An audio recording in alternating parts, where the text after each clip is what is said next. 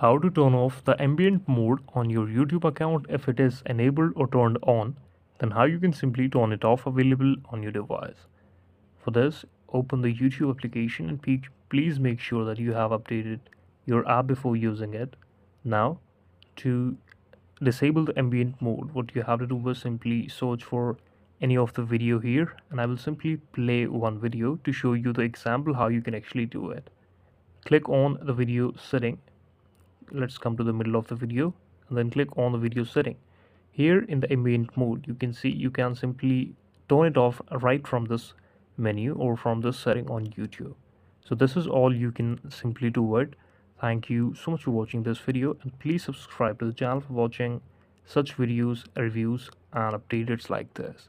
If you like this video and this video helped you, then please subscribe to our channel and hit the bell icon to receive such amazing updates like this.